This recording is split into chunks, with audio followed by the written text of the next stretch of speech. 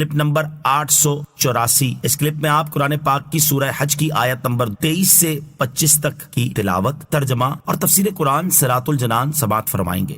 بسم اللہ الرحمن الرحیم۔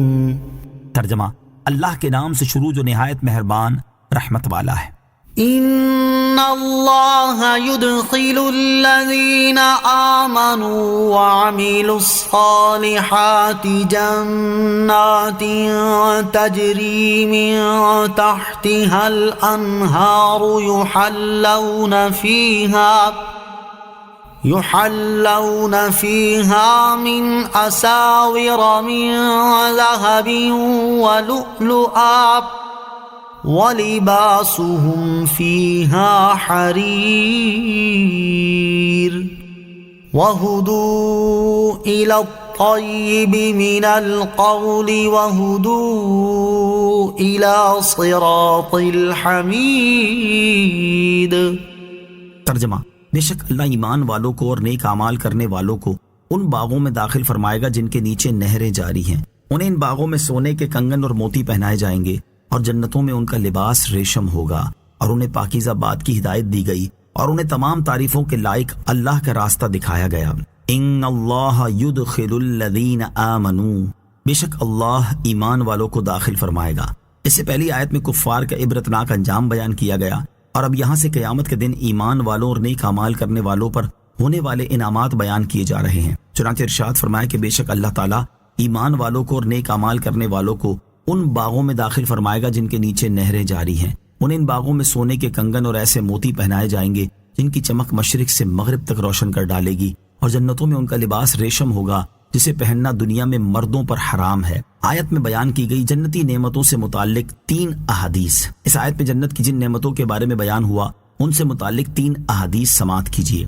نمبر 1، ترمذی شریف کی حدیث ہے، حضرت حکیم بن معاویہ رضی اللہ تعالی عنہ سے روایت ہے، تاجدار رسالت صلی اللہ تعالی علیہ وسلم نے ارشاد فرمایا، جنت میں پانی کا دریا، شہد کا دریا، دودھ کا دریا اور شراب کا دریا ہے، پھر ان سے نہریں نکلتی ہیں۔ نمبر 2، مسلم شریف کی حدیث حضرت ابو ہریرہ رضی اللہ تعالیٰ عنہ سے روایت ہے، سید المرسلین صلی اللہ تعالیٰ علیہ وسلم نے ارشاد فرمایا، مومن کے اعضاء میں وہاں تک زیور پہنایا جائے گا جہاں تک اس کے وضو کو پانی پہنچے گا۔ نمبر 3، ترمذی شریف کی حدیث حضرت ابو سعید خدری رضی اللہ تعالیٰ عنہ سے روایت ہے، رسول اللہ صلی اللہ تعالیٰ علیہ وسلم نے ارشاد فرمایا، جنتیوں کے سر پر تاج ہوں گے اور ان تاجوں کا ادنا موتی مشرق سے مغرب تک کو روشن کر دے گا۔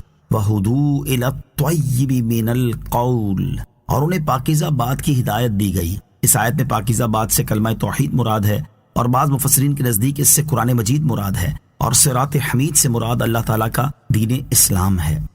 ان الذين كفروا ويصدون عن سبيل الله والمسجد الحرام الذي جعلناه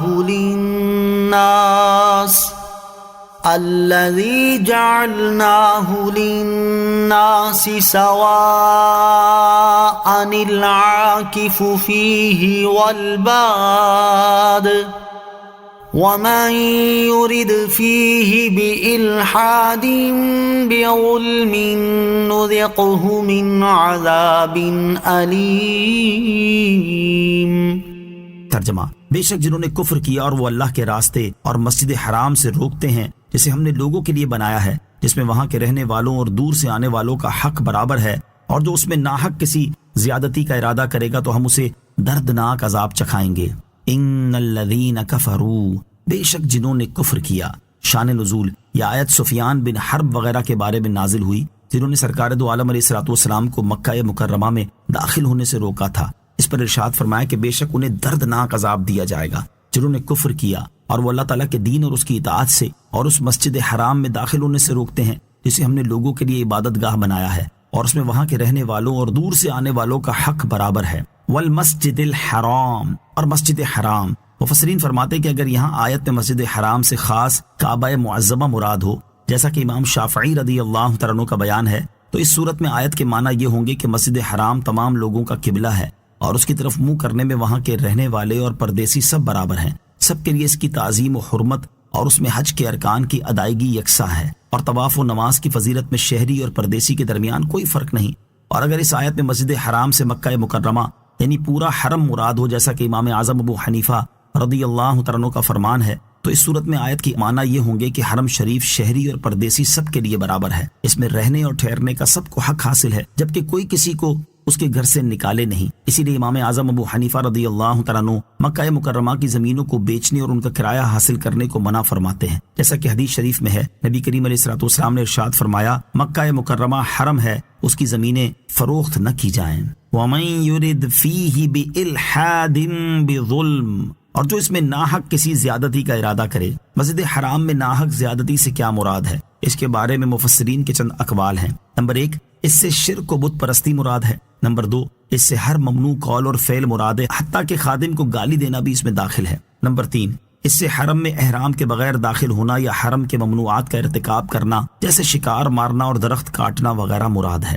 نمبر 4، حضرت عبداللہ ابن عباس رضی اللہ تعالیٰ عنہ فرماتے ہیں، اس سے مراد یہ ہے کہ جو تجھے قتل نہ کرے تو اسے قتل کرے، یا جو تجھ پر ظلم نہ کرے تو اس پر ظلم کرے۔ شان نزول، حضرت عبداللہ ابن عباس رضی اللہ تعالیٰ عنہ سے روایت ہے کہ نبی کریم علیہ الصلوۃ والسلام نے عبداللہ بن انیس بن خطل کو 2 آدمیوں کے ساتھ بھیجا تھا، جن میں ایک مہاجر تھا اور دوسرا انصاری۔ ان لوگوں نے اپنے اپنے نسب کی فخریہ باتیں بیان کی تو عبداللہ بن انیس کو غصہ آیا اور اس نے انصاری کو قتل کر دیا اور خود مرتد ہو کر مکہ مکرمہ کی طرف بھاگ گیا۔ اس پر یہ آیت کریمہ نازل ہوئی۔ صلو علی الحبیب صلی اللہ تعالی علی محمد صلی اللہ تعالی علیہ وسلم۔ مجھے اپنی اور ساری دنیا کی لوگوں کی اصلاح کی کوشش کرنی ہے انشاءاللہ عز و جل۔